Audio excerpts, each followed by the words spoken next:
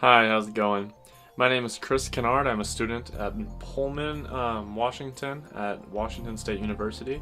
I'm doing music education, although I would be doing music production if they offered it. But they don't, and that's okay. I play guitar, I've been playing since junior high, and I'm really enjoying this class. I'm going to be doing propagation, amplitude, frequency, and timbre. So, propagation is basically just the way sound moves through a medium. And the way I've represented that is we've got a cube filled with water that the sound moves through. Same with air, it can go through metal. And it's all affected at different speeds. So the speed varies depending on how sound propagates through different mediums. And that's represented either as an average of 340 milliseconds, 1 foot per millisecond, 1 kilometer in 3 seconds, or 1 mile in 5 seconds. Although it's not a perfect estimate, and it tends to vary, and it hardly even really matters that much. Although the way it can be changed affects certain things such as delay, reverb, phasers, and flangers, which are all related to the ideas of propagation and how sound reflects off of different surfaces. Properties of air also change the rate of sound. So if it's humid outside, if it's hot or cold, if we're at a high elevation, or if we're at sea level. Propagation is, I'm not going to say simplistic, but it's easy enough to understand the concept of, in that propagation is sound moving through a medium. The next thing I will be discussing is amplitude. So to start out talking about amplitude, I would like to just talk about how sound is created and the process in which sound starts to build and move through the air. So it starts off as a vibration. Right here we have a tuning fork, and so it's vibrating and it's creating these waves that go through the air. And air is made of molecules, which we all know, and these molecules are vibrating and they're moving and they're rarefying and they're condensing at different points of speed.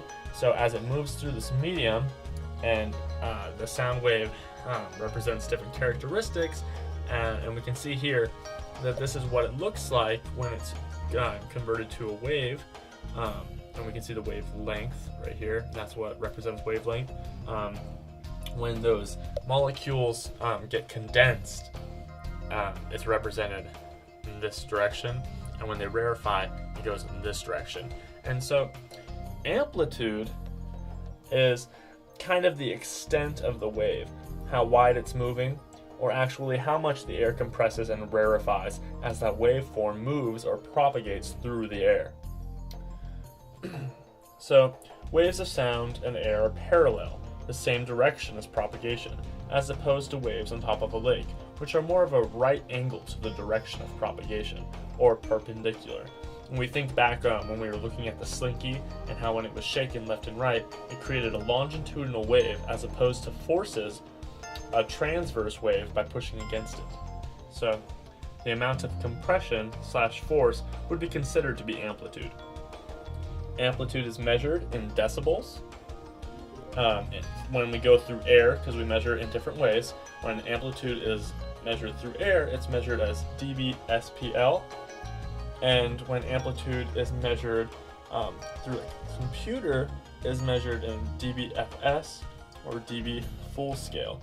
dB/SPL is decibels of sound, pressure level, decibels of sound and pressure level. So certain plugins that are related to amplitude are expanders, gates, compressors, and limiters. So a little bit more about decibels. Decibels are a relative measure. There's no definite set point where 0 is, and it gets used differently in a variety of contexts.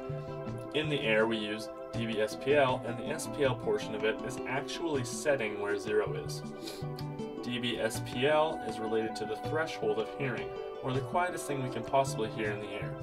In the digital domain, however, the computer, we measure amplitude with dBFS, or full scale.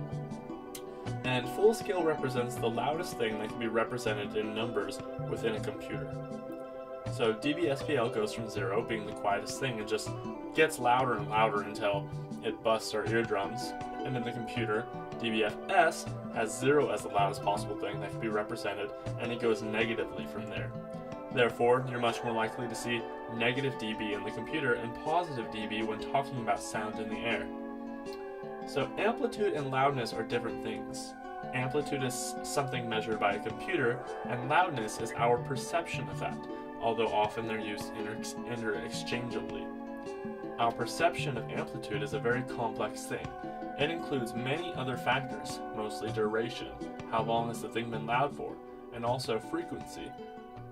We hear amplitudes different in the lows and the highs. And dynamic range is the decibels in which a mic or ear will produce a sound properly.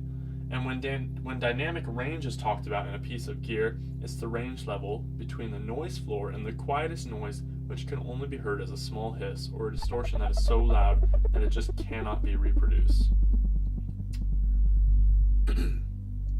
Now moving on to frequency. So frequency, which represents our sense of high pitch and low pitch, is not synonymous with pitch. Because pitch, kind of like amplitude and loudness, is different in that pitch is something we perceive. So frequency is how fast the sound is vibrating. And I've shown that in a diagram here, where we have a short wavelength and a high frequency versus a long wavelength and a low frequency. Now, this isn't perfectly accurate, but it shows the point that's trying to be conveyed, in that if we were to have a single note, such as a 440, and we wanted to double that frequency, we'd actually be raising the pitch up a full octave. So the frequency would get doubled, and it would get twice as fast, and the octave would raise, and we would now have a 880.